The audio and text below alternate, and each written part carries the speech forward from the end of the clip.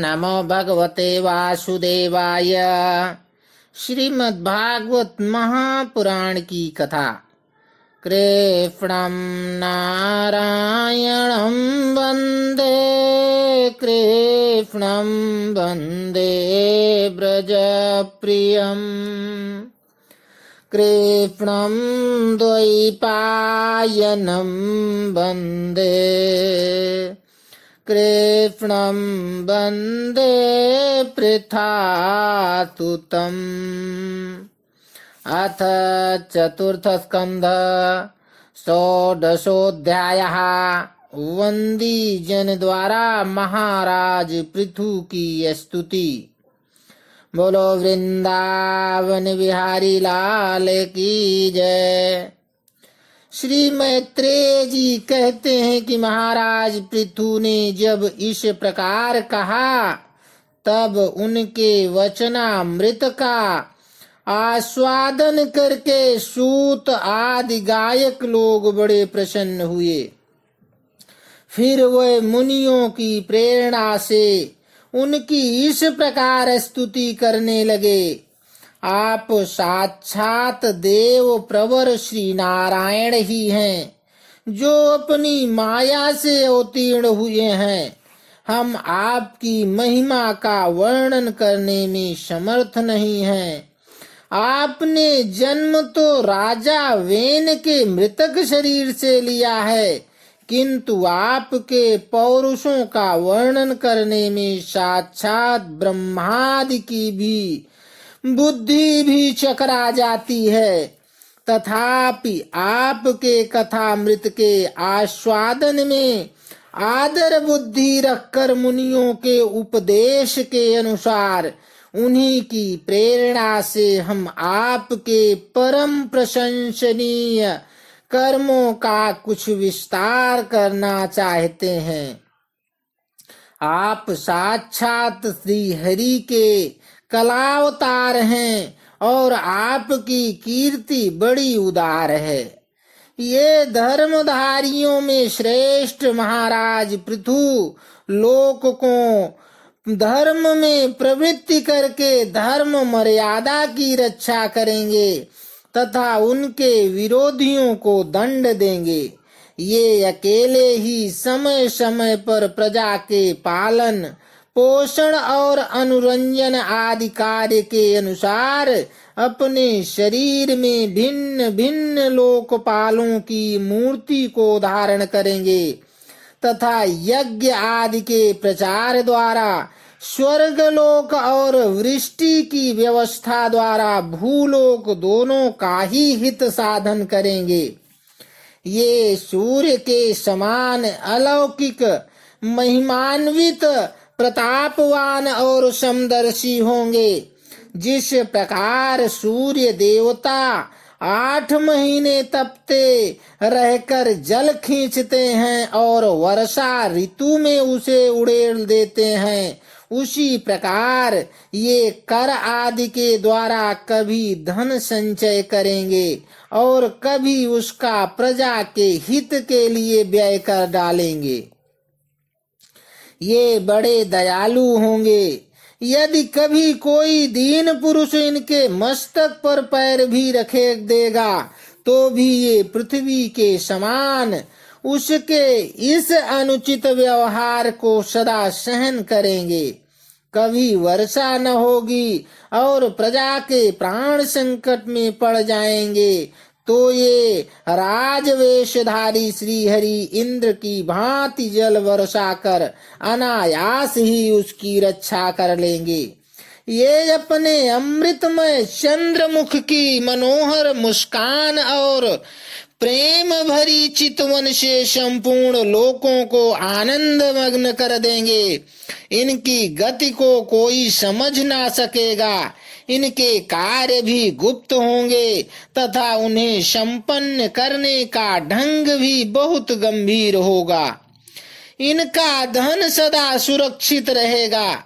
ये अनंत महात्म्य और गुणों के एकमात्र आश्रय होंगे। इस प्रकार मनस्वी पृथु साक्षात वरुण के ही समान होंगे। महाराज पृथु वेन रूप अरणि के मंथन से प्रकट हुए अग्नि के समान हैं। शत्रुओं के लिए ये अत्यंत दुर्धर्ष और दुःसह होंगे।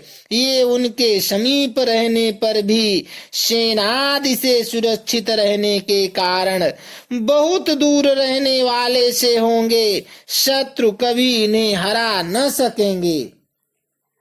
जिस प्रकार प्राणियों के भीतर रहने वाला प्राण सूत्रात्मा शरीर के भीतर बाहर के समस्त व्यापारों को देखते रहने पर भी उदासीन रहता है, उसी प्रकार ये गुप्तचरों के द्वारा प्राणियों के गुप्त और प्रकट सभी प्रकार के व्यापार देखते हुए भी अपनी निंदा और स्तुति आदि के प्रति उदासीन मत रहेंगे।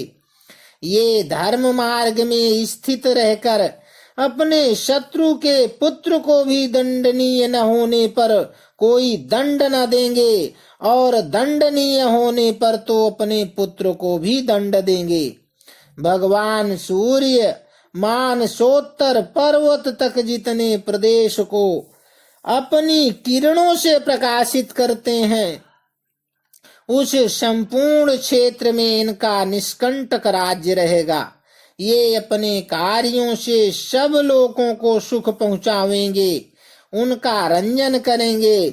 इससे उन मनोरंजनात्मक व्यापारों के कारण प्रजा इन्हें राजा कहेगी।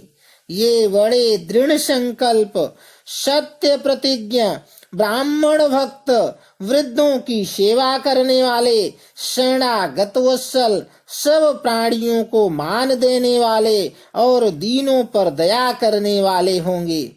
ये परस्त्री में माता के समान भक्ति रखेंगे, पत्नी को अपने आधे अंग के समान मानेंगे, प्रजा पर पिता के समान प्रेम रखेंगे और ब्रह्मवादियों के सेवक होंगे। दूसरे प्राणी इन्हें उतना ही चाहेंगे जितना अपने शरीर को।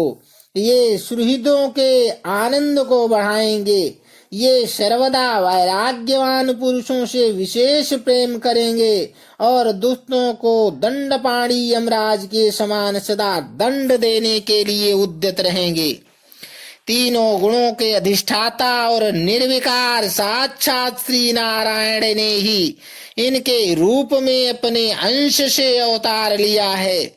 जिनमें पंडित लोग अविद्यावश प्रतीत होने वाले इस नानात्व को मिथ्या ही समझते हैं, ये अद्वितीय वीर और एकछत्र सम्राट होकर अकेले ही उदयाचल पर्यंत समस्त भूमंडल की रक्षा करेंगे तथा अपने जयशील रथ पर चढ़कर धनुष हाथ में लिए सूर्य के समान सर्वत्र प्रदक्षिणा करेंगे।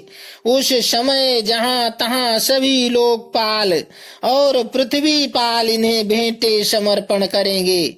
उनकी स्त्रियां इनका गुणगान करेंगी और इन आदिराज को साक्षात श्री हरि ही समझेंगी। ये प्रजापालक राजाधिराज होकर प्रजा के जीवन निर्वाह के लिए गो रूप धारिणी पृथ्वी का दोहन करेंगे और इंद्र के समान अपने धनुष के कोनों से बातों की बात में पर्वतों को तोड़ फोड़ कर पृथ्वी को समतल कर देंगे। रणभूमि में कोई भी इनका वेग नहीं सह सकेगा। जिस समय ये जंगल में पूंछ उठाकर विचरते हुए सिंह के समान अपने आज गवो धनुष का टंकार करते हुए भूमंडल में विचरेंगे, उस समय सभी दुष्ट जन इधर उधर छिप जाएंगे। ये सरस्वती के उद्गम स्थान पर 100 अश्वमेघ यज्ञ करेंगे। तब अंतिम यज्ञानुष्ठान के समय इंद्र इनके घोड़ों को हर कर ले जाएंगे। अपने महल के बगीचे में इनकी एक बार भगवान सनत कुमार से भेंट होगी। अकेले उनकी भक्ति पूर्वक सेवा करेंगे। ये उस निर्मल ज्ञान को प्राप्त करेंगे जिससे पर ब्रह्मा की प्राप्ति होती है। इस प्रकार जब इनके पराक्रम जनता के सामने आ जाएंगे तबे परम पराक्रमी महाराज जहां तहां अपने चरित्र की ही चर्चा सुनेंगे। इनकी आज्ञा का विरोध कोई भी ना कर सकेगा तथा ये सारी दिशाओं को जीत कर और अपने तेज से प्रजा के क्लेश रूप कांटे को निकालकर संपूर्ण भूमंडल के शासक होंगे। उस समय देवता और असुर भी इनके विपुल प्रभाव का वर्णन करेंगे। इति श्रीमद्भागवते महापुराणे पारमहंस्यां संहितायां चतुर्थ स्कंधे षोडशोऽध्यायः सम्पूर्णः। बोलो वृंदावन बिहारी लाल की जय।